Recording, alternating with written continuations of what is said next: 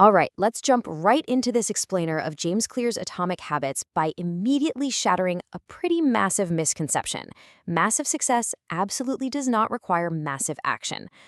So often we convince ourselves that to achieve something huge, whether that's losing weight, building a business, or writing a book, we have to make these earth-shattering changes. But what if the real secret to lasting behavior change is actually thinking incredibly small? Today, we're bringing you the ultimate book summary on the science of small habits, and trust me, it's a real game changer. So, before we get into the how, let's just nail down what an atomic habit actually is. It's really a twofold definition. First, it's an extremely small amount of a thing, basically the single, irreducible unit of a larger system. But second, and this is key, it's the source of immense energy or power.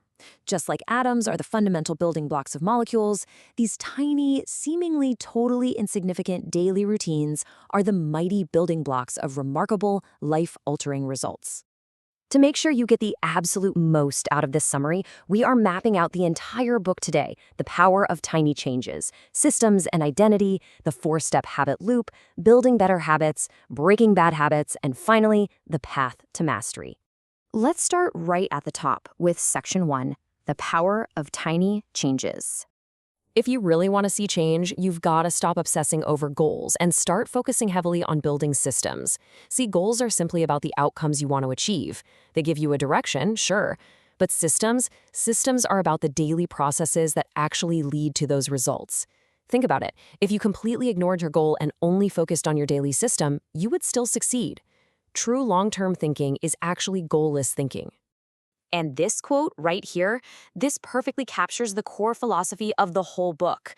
You do not rise to the level of your goals, you fall to the level of your systems. If you're struggling to change, the problem isn't you, it's your system. Bad habits repeat themselves not because you don't want to change, but simply because you have the wrong system for change. So why do these systems matter on a deeper psychological level? That brings us to Section 2, Systems and Identity. Think of behavior change kind of like the layers of an onion. The outermost layer is outcome change. That's what you get. The middle layer is process change, what you do. But the innermost core, that's identity change, who you become. The crucial takeaway here is that true behavior change is identity change. Your habits matter because they help you become the exact type of person you wish to be. Every single time you hit the gym for just 5 minutes or read literally a single page of a book, you are casting a vote for the type of person you want to become. To figure out how to actually rewire that identity, we need to look under the hood. Welcome to Section 3, the 4-step habit loop. All human behavior is basically driven by this 4-step neurological feedback loop. Initially, it's a linear process. Your brain recognizes a cue in your environment, which then triggers a craving or a desire for a change in state. That craving motivates a response, which is the actual habit or action you perform.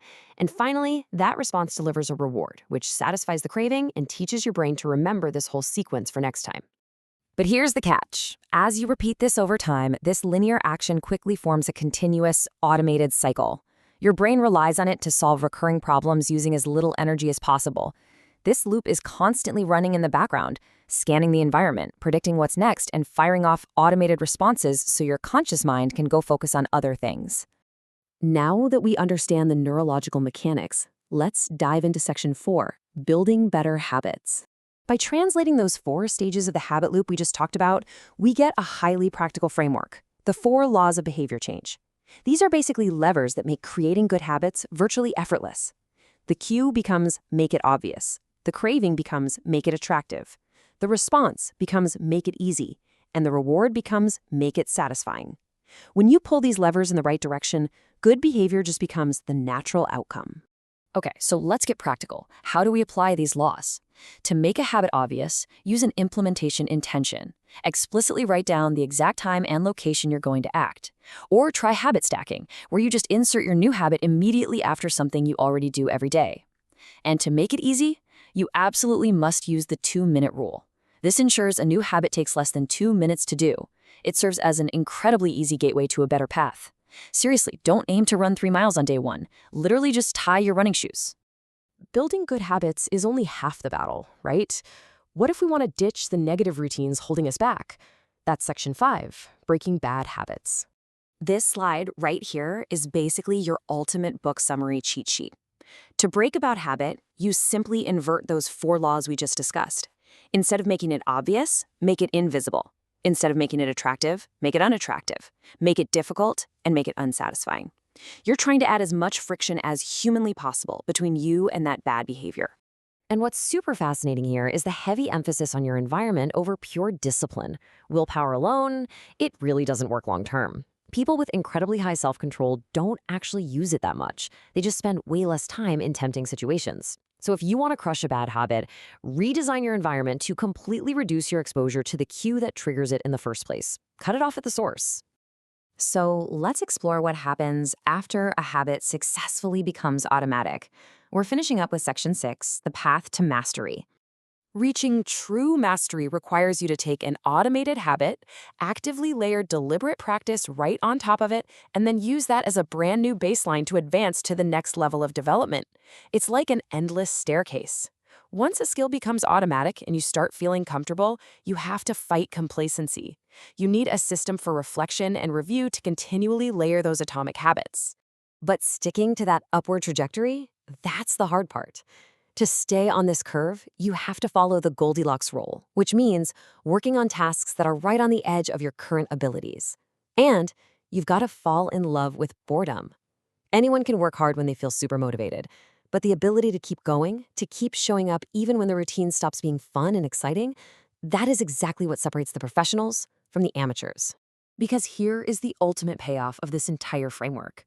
We've seen that a 1% improvement might feel completely meaningless in the moment. It just gets washed away by the weight of your everyday system.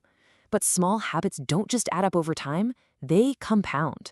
Gradually, as you continue to stack these tiny changes, the scales of life actually start to tip, and these atomic habits compound into a massive system working powerfully in your favor.